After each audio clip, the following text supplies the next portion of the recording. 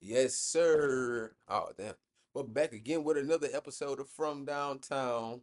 Today is Monday, August 12th, 2024. And right now, we're in an intense game of Madden 25, that is. And to start this week, let's see what I wanted to talk about. First, let's talk about that USA goal, boy. USA defeats France in a game that was kind of closer than what I thought it was gonna be, but it's a medal game anyway, so I know France was gonna play hard. But we ended up beating France by like 8 points. Steph Curry put a dagger in them for the last 2 minutes of the game. I feel like um seeing that picture between that was a perfect timing hit stick. You saw that shit? That was crazy. You got a green hit stick on Madden now. But Look at this nigga. Michael Parsons hurt. Um honestly, it just feels like Steph, LeBron, KD. We would never see them together again. I guess, yeah. I think there's contracts coming to an end. LeBron gonna end up retiring in a few years. KD as well. Shit, Curry too. Yeah. I feel like that was a good send off for them niggas.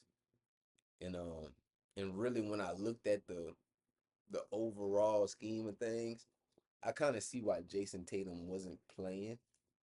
You played Derek White, so I don't But even do that. it's like if you saying it was play Jason Tatum or Kevin Durant, I'm putting Kevin Durant on the floor every time. If you putting it in Kerr words where he can only play Kevin Durant or Jason Tatum, I'm thinking Kevin Durant. Let him walk off with it. Even though that's a stupid decision, but that's what he was saying was happening. It was like, do I let KD play or I let Jason Tatum play? And they trying to. He was saying like they the same type of player. No, Right? Tatum can't score nowhere near KD. Huh? I say he can't score nowhere near KD.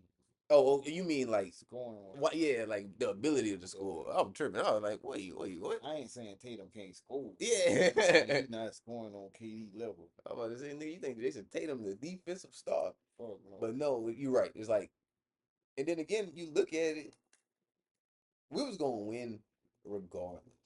That Serbia game was the hardest game we played. If that was the gold medal game, I wouldn't have been mad at that. That was the best game I ever seen, like FIBA wise or Olympic wise, in my with my own two eyes. But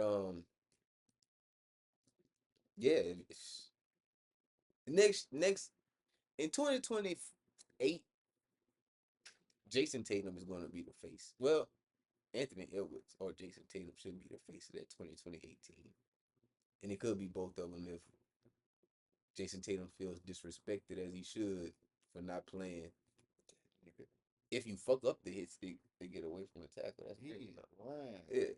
I Um. got you with Honestly, how do you feel about Canada losing to Serbia for the bronze medal? Like, what do you think went wrong with them niggas? that. They ran with some niggas. Canada? Yeah. Canada ended up losing to France. Right. Yeah.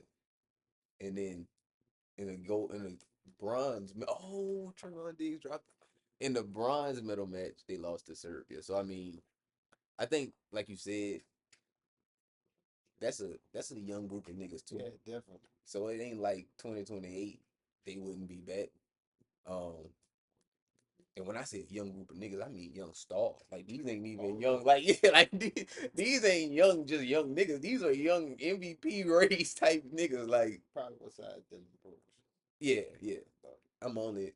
And Jamal Murray had a terrible Olympics. He did. So I think if he come back and have a normal type of thing, they can go crazy. Especially with Shea, RJ Barrett. Them boys was out there balling. Um, Serbia, bronze medal team.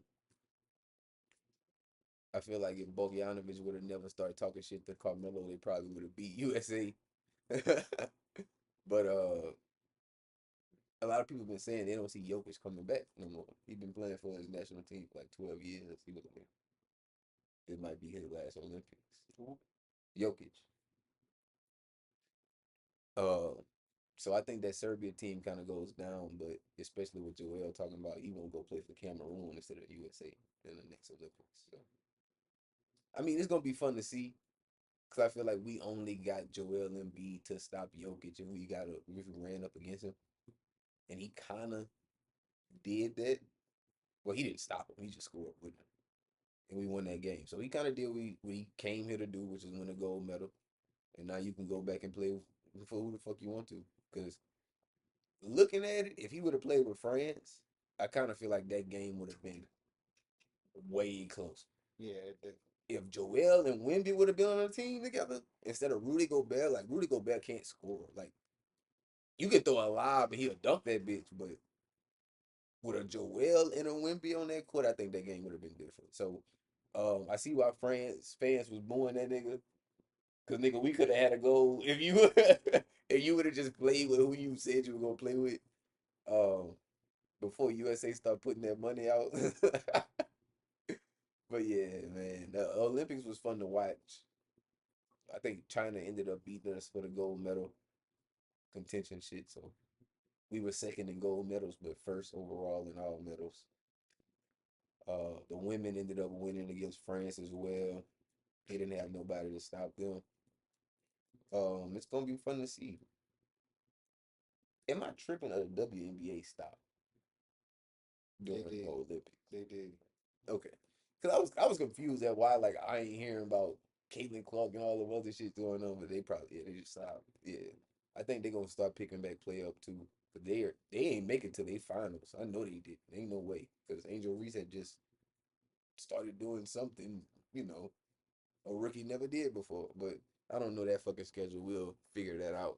But moving on to the schedule we have going on for us for the rest of this month and probably till fucking February is football. Uh, NFL football has started.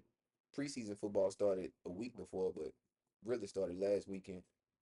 And we seen a lot of teams play young guys, make bad decisions, and just be a preseason team. I don't think a lot of starters played early this week. I think Mahomes did a drive, Josh Allen did a drive. Dak Prescott didn't even play for the Cowboys. TD Lamb neither, and we can get to that later because we definitely gonna talk about that contract situation. But um, yeah, it wasn't too many starters that played across the league. So if anything, the preseason could be a what's the word I'm looking for? The preseason can be an indicator for what's to come. Because if nothing else could really happen other than being, I guess, a top 10 AFC, NFC team, and I'm talking from a Falcons and probably like a Jaguars type of perspective. So it'll be teams to which we have to figure out who gonna make that break, like who gonna make that change or that difference for somebody. But right now we don't see it. Yeah. A few receivers too, like Jordan Whittington. I saw play, and trying to think about another rookie receiver that made an impact early. Malik Neighbors didn't really get too much burn. Yeah, he didn't get too much burn. So I mean, when he get his full lineup out there, I think Malik Neighbors or what your boy name is, Marvin Harrison Jr. can be rookie of the year this year. I got to see a lot from Caleb to be optimistic, but it is a quarterback type of award. And if he does all right, he gonna win rookie of the year. But Yeah, he did very good. yeah, he don't have to do much. He just have to. If the Bears win 6, 7 games, he winning rookie of the year. Uh, Yeah, more than he did. yeah, exactly. That's what I'm saying. So it's like they gonna feel like they made the right decision, getting rid of all the pieces. He got fucking 3, 4 great wide receivers around him. DJ Moore, Keenan Allen, Roma Dooms. It's a rookie though. So, but I mean, he got a roster. He ain't out there alone. He ain't throwing to no nobodies. He got people to throw to in the line to protect him. So we got to see how that go moving forward. But the Saints always look ass, even though Spencer Rattler led them to a win. We look good. Even though we lost to the Dolphins that Friday. Cowboys looked all right, but We look ass. the fucking they just didn't play anybody. They ain't played nobody that was legit a starter or be a role player for their team. Uh, it was funny to see like Stetson Bennett had threw like 4 interceptions and they still won that game. So what the fuck we was talking about for the Cowboys? What they couldn't do? Score in Red zone. the red zone. And scoring in the red zone, most of the time, it's not coming from your running backs. It's coming from a top tier receiver, in which y'all have up in contract talks. And niggas is talking about not being in a rush to pay the nigga. What is going on? What do you think y'all should do? If you were a fucking owner franchise right now, would CD have his money already? Yeah, indeed. I don't understand He like would have what signed right after Jordan. what leverage are y'all getting for keeping him just waiting? He's not even practicing. Like he ain't in the nigga might not be in game shape. Like what type of shit y'all gonna do? Like I know he work out on his own, of course. But it's like you don't get the contact of being I don't know, dog. Like I feel like this gonna hurt this nigga more than it hurts the Cowboys, which is fried. Man, Jared Jones on this time. One nigga on time. A lineman. Number four. Oh, and I ain't gonna even say that was on time. That was like some force shit. Like y'all Yeah, pressured that nigga into keeping back, thinking like 3 years ago type shit. Like he had just came off of the first playoff win y'all had in a little minute. It was like, yeah, we gotta pay that nigga. no, nigga seems slow. Zeke gonna be y'all fucking workhorse, which is crazy. Looking forward to really next weekend, which is started week 0 for college football. The top 25 polls have been released, the official ones, and we stuck at 13 still. But they made some moves with Texas moving up to 4, and I think Oregon moving down to 6. Uh, is it the debt that Texas has? Is it the fucking fact that people just think they were good last year and they can do it again? Like I don't. What's the what? What are people getting this fucking false hope for Texas for? Am I tripping? Like, is the defense something I'm not I guess they feel like they beat noticing? Bama last Yeah, what I'm like, I was like, are you just going off of one Bama win and like y'all making the playoffs? Like, year. It's different than playing one SEC because year than playing. after y'all playing Bama, nigga, y'all were playing like Kansas State, nigga. Like, imagine playing Bama and then having to play Auburn. Like, you have to play somebody else. Nigga, Like, y'all really fell off. towards the end of the season. And I was like, what did they recoup with? Like they lost a lot of shit to the draft. Like what did they recoup with to move up to be a top 5 team? And I was like, They might be still good in the trenches. that's why I was like, I don't know what I gotta see it for myself. But week 0, the only game that we have to really look forward to is like a Florida State and Georgia Tech game. Nebraska playing week 0. It might not be somebody good though. But I think it's through that good. I think the biggest thing that I'm looking forward to is that what is it, September 1st, when we go out there to Alliance Stadium to play um USC. It's not really many people out there that make me nervous to start a opening season, but I think Florida State had me nervous for the last 2 years. Fuck that. I But want to USC, I think USC, I think we got us a chance. Like play Florida State again. Florida, I just feel like Florida State, they caught us slipping the first year. The first year was we missed a extra point or some dumb shit like that. I want to do them again. We'd have beat them this year. We'd have put 40 up on them. Garrett Nussmeier. I think that USC, they've been posting a lot of content trying to show how big they are on the offensive line. I don't think that content gonna really help you, especially with people like Harold Perkins on that coming after a nigga. So if that 6'8" nigga can get his hands on Harold or one of those defensive ends we got, cool. But if not, boy, y'all in for a rough night, nigga. This is a SEC defense. We coming for the quarterback. Y'all don't have Caleb Williams. Y'all don't have an improviser back there no more. I don't know who the fuck y'all got at quarterback.